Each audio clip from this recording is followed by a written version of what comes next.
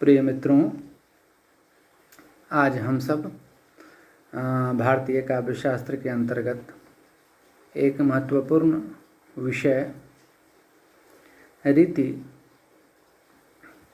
की चर्चा करेंगे, रीति का अध्ययन करेंगे।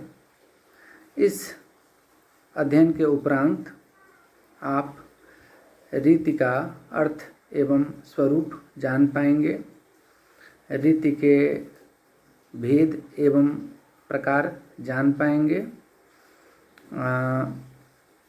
काव्य रचना में उनकी उपयोगिता को जान पाएंगे एवं उनके कुछ उदाहरण भी देखेंगे। मित्रों, हम लोगों ने पिछले अध्याय में काव्य संप्रदाय के अंतर्गत रस एवं अलंकार पर विचार कर लिया है। अलंकार संप्रदाय के बाद जो तीसरा महत्वपूर्ण काव्य संप्रदाय हम लोगों के समक्ष आता है वह आचार्य वामन के द्वारा प्रवर्तित रीति संप्रदाय है। रीति संप्रदाय में आचार्य वामन ने रीति को काव्य की आत्मा कहा है। रीतिरात्मा काव्यस्य। रीति के स्वरूप, उसकी परिभाषा या उसका लक्षण देते हुए उन्होंने विशिष्ट पद रचना को रीति कहा है, जो गुणों से युक्त हो, गुणों से विभूषित हो। विशिष्ट पद रचना रीति विशेषो गुणात्मा। आगे चल करके विभिन्न साहित्याचार्यों ने रीति पर गंभीर चिंतन, मनन, अनुशीलन किया है और इसके पश्चात उन विद्वान आचार्यों ने रीति को अलग अलग नामों से पुकारा है। जैसे आचार्य दंडी एवं आचार्य कुंतक रीति को मार्ग कहते हैं। आचार्य मम्मट रीति को वृत्ति कहकर बुलाते हैं। आचार्य आनंदवर्धन एवं आचार्य राजशेखर रीति को पद संघटना कहते हैं। इसके अतिरिक्त आचार्य राजशेखर ने वचन विन्यास क्रम भी कहा है रीति को। आचार्य भरत मुनि ने, जो काव्य शास्त्र की परंपरा के आदि आचार्य हैं, उन्होंने अपने ग्रंथ नाट्य शास्त्र में रीति शब्द का संकेत मात्र किया। मित्रों, अब हम रीति के जो भेद हैं उन पर विचार कर लेते हैं। आचार्य वामन ने अपने ग्रंथ काव्यालंकार सूत्रवृत्ति में रीति के प्रमुख रूप से 3 भेद किए हैं। 1 वैदर्भी रीति, 2 गौड़ी रीति एवं 3 पांचाल रीति। इनके अतिरिक्त कुछ और भी रीतियों का जिक्र किया जाता है आचार्यों के द्वारा।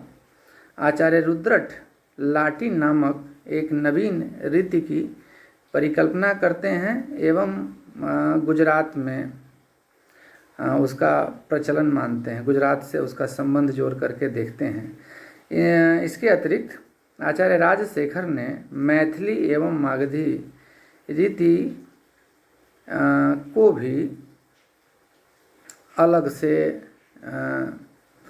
माना है। कहने का तात्पर्य यह है कि रीति के अंतर्गत प्रमुख रूप से 3 भेद किए गए हैं आचार्य वामन के द्वारा। वैदर्भी रीति, गौड़ी रीति एवं पांचाली रीति। इसके अतिरिक्त आचार्य रुद्रट लाटी नामक एक नवीन रीति की बात करते हैं जो गुजरात में प्रचलित होता है उनकी दृष्टि में।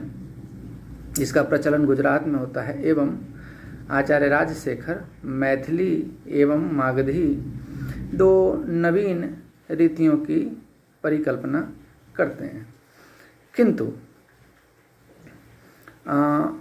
कालांतर में आगे चलकर रीति 3 ही माने गए हैं परवर्ती विद्वान साहित्याचार्यों के द्वारा, वैदर्भी रीति,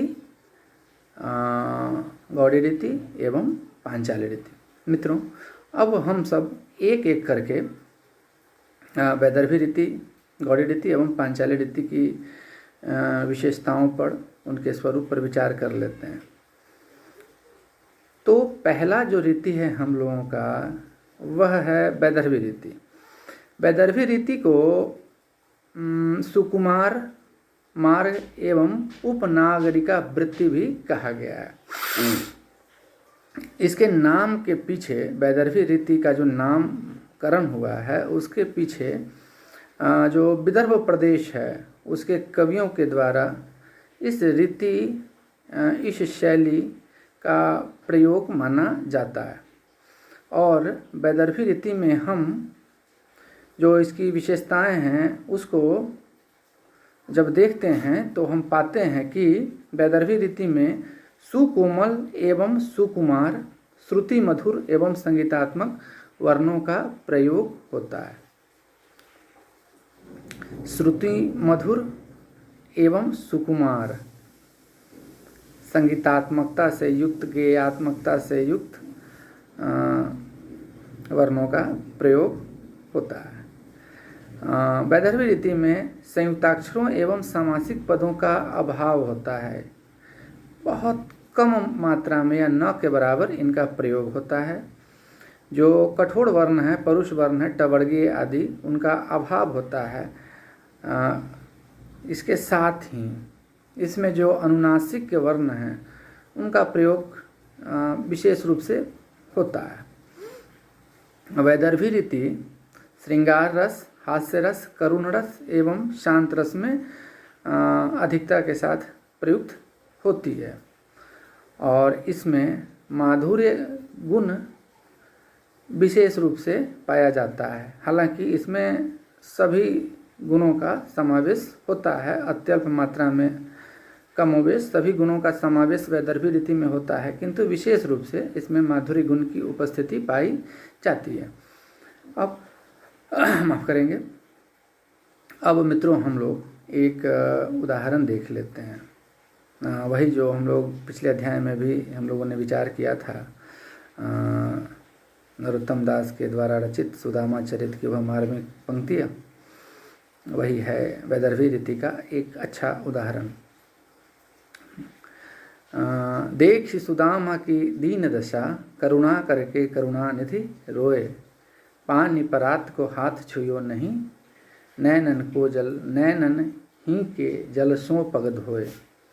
देख सुदामा की दीन दशा, करुणा करके करुणा निधि रोए, पानी परात को हाथ छुयो नहीं, नैनन के जल सो पग धोए। इन पंक्तियों में वैदर्भी रीति प्रयुक्त हुई है। अब जो हमारा जो दूसरा जो विवेच्य विषय है वह है गौड़ी या गौड़ीय रीति। इसे कुछ आचार्यों ने विचित्र मार्ग एवं परुषा वृत्ति भी कहा है और इसका नाम गौड़ी रीति पढ़ने के पीछे कारण यह है कि इसका जो गौड़ प्रदेश के कवियों ने अपनी काव्य रचना में अत्यधिक प्रयोग किया है।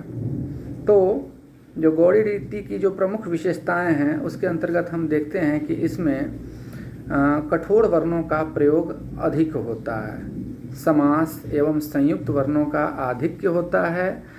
यह रीति वीर, रौद्र, भयानक एवं विभत्स रस में प्रयुक्त होता है, माफ करेंगे होती है, और इसमें विशेष रूप से ओज गुण का समावेश होता है। उदाहरण हम लोग देखते हैं कवि जयशंकर प्रसाद कि वह रचना जो अपनी राष्ट्रीय भावना की अभिव्यक्ति के लिए अति प्रसिद्ध है। हिमाद्रि तुंग श्रृंग से प्रबुद्ध शुद्ध भारती, स्वयं प्रभा समुज्वला स्वतंत्रता पुकारती।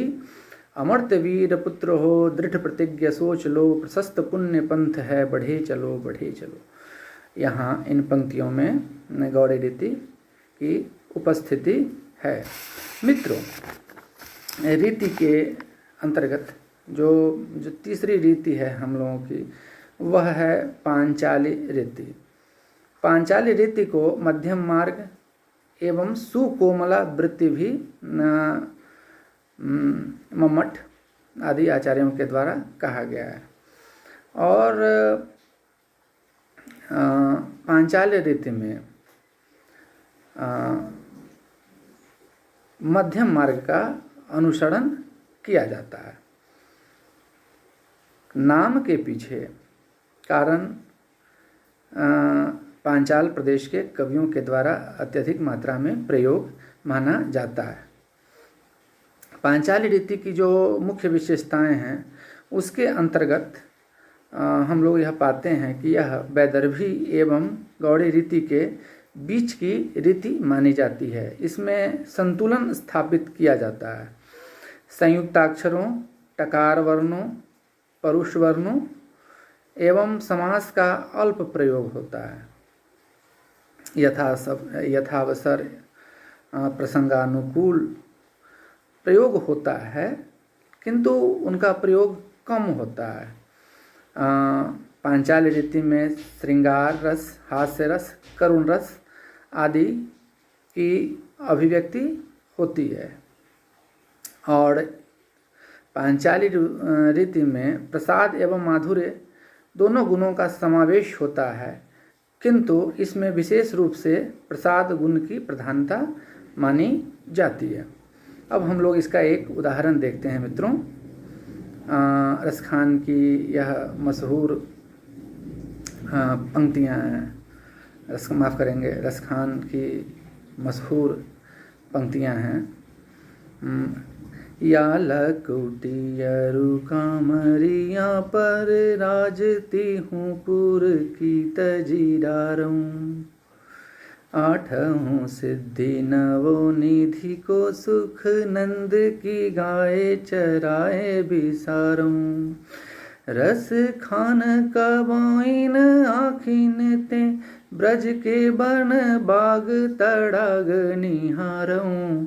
कोटिक रौकल धौत के धाम करील के कुंजन ऊपर वारूं। कोटिक रौकल धौत के धाम करील के कुंजन ऊपर वारूं। मित्रों, यहाँ जो है इन पंक्तियों में पांचाली रीति की उपस्थिति है। रीति का विवेचन आधुनिक काल में शैली के अर्थ में, शैली के रूप में किया गया है।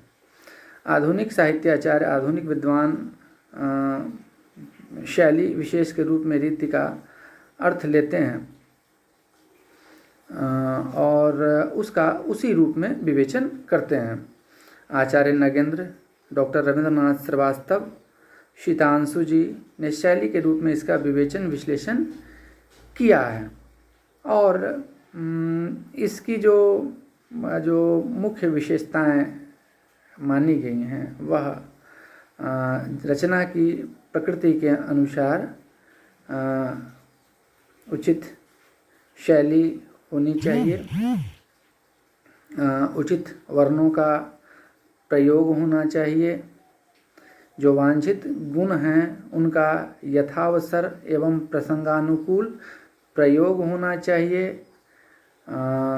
रचना में सौंदर्य की दृष्टि से, चमत्कार की दृष्टि से अलंकार एवं व्यंजना शब्द शक्ति का प्रयोग होना चाहिए और शैली दोष रहित होनी चाहिए। उसमें सरलता, सुबोधता, स्पष्टता होनी चाहिए एवं किसी भी प्रकार की दुरूहता, कठिनता, परुषता उसमें नहीं होनी चाहिए। कुल मिलाकर के शैली को पाठक, श्रोता, दर्शक एवं सहृदय के लिए प्रीतिकर एवं रुचिकर होना चाहिए। तो मित्रों, हम लोगों ने रीति पर विचार किया। एक बार पुनः हम लोग संक्षेप में उस पर एक दृष्टि डाल लें। रीति विशिष्ट पद रचना है जो गुणों से युक्त होती है। आचार्य वामन ने अपने ग्रंथ काव्यालंकार सूत्रवृत्ति में प्रमुख रूप से 3 रीतियों की परिकल्पना की है। 1 वैदर्भी रीति, 2 गौड़ीय रीति एवं 3 पांचाली रीति। आधुनिक काल में रीति का अर्थ विभिन्न विद्वानों ने, जिनमें आचार्य नगेंद्र प्रमुख हैं, उन्होंने रीति का अर्थ शैली के रूप में लिया है और इसमें उन्होंने जो पाठक है, श्रोता है, दर्शक है, सहृदय है, उसकी रुचि एवं प्रीति को ध्यान में रख करके जो काव्य के अवयव हैं आंतरिक एवं बाह्य, उनके समुचित एवं संतुलित प्रयोग पर जोर दिया है। बहुत बहुत धन्यवाद आप सबका।